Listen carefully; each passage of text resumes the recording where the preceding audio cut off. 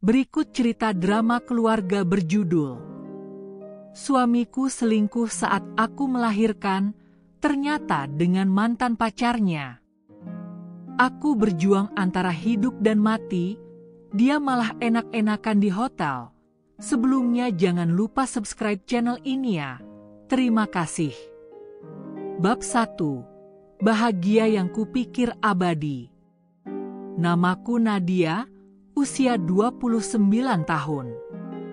Aku dan suamiku Rian sudah menikah selama 4 tahun.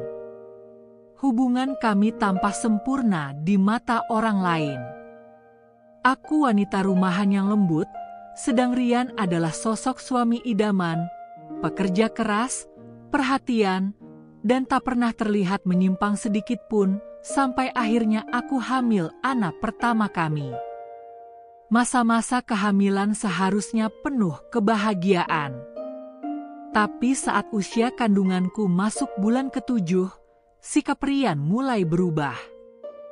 Ia mulai sering pulang larut malam, bahkan kadang menginap di luar kota dengan alasan pekerjaan. Sayang, deadline kantor makin padat. Kita butuh uang lebih buat si kecil nanti, katanya sambil mencium keningku.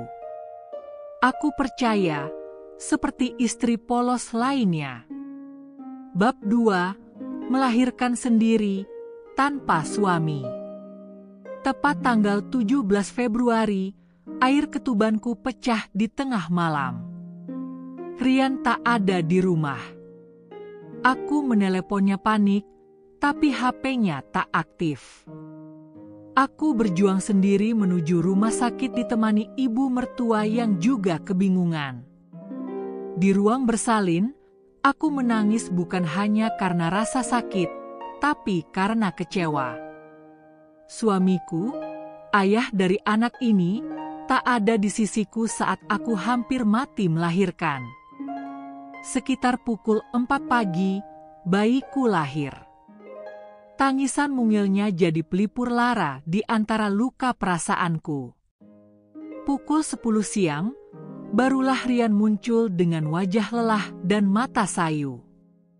Maaf, semalam HP mati. Aku ketiduran di kantor, katanya. Aku diam. Tak ingin memperkeruh suasana.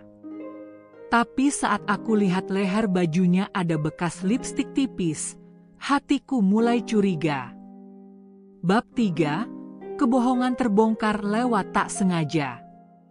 4 hari setelah melahirkan, saat aku sudah di rumah, Rian tertidur di sofa sambil meninggalkan HP-nya. Mungkin karena dia terlalu nyaman karena aku terlihat pasrah. Tapi malam itu, aku membuka HP-nya dan hancur hatiku seketika. Di aplikasi WhatsApp ada chat dengan nama Mira tanda ciuman, dan isi percakapannya seperti tusukan belati. Mira, kamu luar biasa tadi malam, aku masih gemetar memberikan ciuman. Rian, kamu emang gak pernah berubah, Mir, aku kangen masa-masa dulu. Mira, istrimu udah lahiran belum? Kasihannya, kamu malah sama aku, haha. Tanganku gemetar. Mira, itu nama mantan pacar Rian sebelum kami menikah. Wanita yang katanya sudah ditinggalkan demi masa depan. Aku buka galeri HP-nya, dan di sanalah ada foto mereka berdua di kamar hotel, lengkap dengan stempel waktu, 17 Februari, pukul 1.30 dini hari, saat aku sedang melahirkan. Bab 4. Aku memilih diam. Lalu meledak. Seminggu aku pendam semuanya. Aku berpura-pura tidak tahu apa-apa. Aku menunggu momen paling tepat. Dan akhirnya, malam itu datang. Aku menyiapkan makan malam romantis, mengajak Rian bicara dari hati ke hati. Kamu bahagia nggak sama aku? Tanyaku lembut. Tentu aja. Kenapa tanya begitu? Aku letakkan sebuah amplop di depannya. Isinya, print out semua bukti perselingkuhannya. Jadi kamu bahagia selingkuh pas aku melahirkan? Sama mantan kamu pula? Di hotel? Sementara aku berjuang antara hidup dan mati, kamu enak-enakan tidur dengan wanita lain? Rian pucat. Dia tak bisa bicara sepatah kata pun. Kamu tahu, aku nggak akan marah kalau kamu jujur. Tapi kamu bohong, dan kamu tega. Air mataku jatuh. Tapi aku tidak mau terlihat lemah. Malam itu aku suruh dia keluar dari rumah.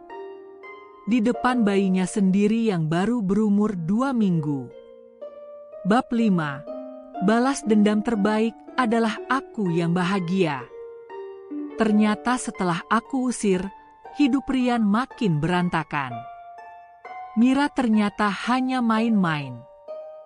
Dia sudah menikah diam-diam dan menjadikan Rian sebagai pelampiasan nostalgia. Rian sakit hati dan kehilangan pekerjaan karena performanya menurun drastis. Sementara aku bangkit. Aku jualan online, konten seputar parenting dan kisah pengkhianatan ini jadi viral.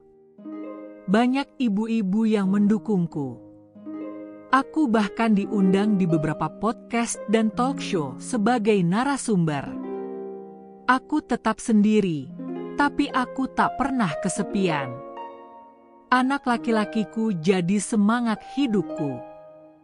Wajahnya mirip sekali dengan Rian, tapi aku berharap kelak sifatnya tidak seburuk ayahnya. Penutup. Aku dikhianati di titik terlemahku, tapi justru itu yang membuatku jadi wanita terkuat. Rian minta kembali, menangis di depan rumah sambil membawa boneka bayi. Tapi bagiku, kepercayaan itu seperti kaca. Sekali retak, tak akan pernah sama lagi. Dan cinta yang tulus tidak akan tega mengkhianatiku saat aku hampir mati demi melahirkan darah dagingnya sendiri.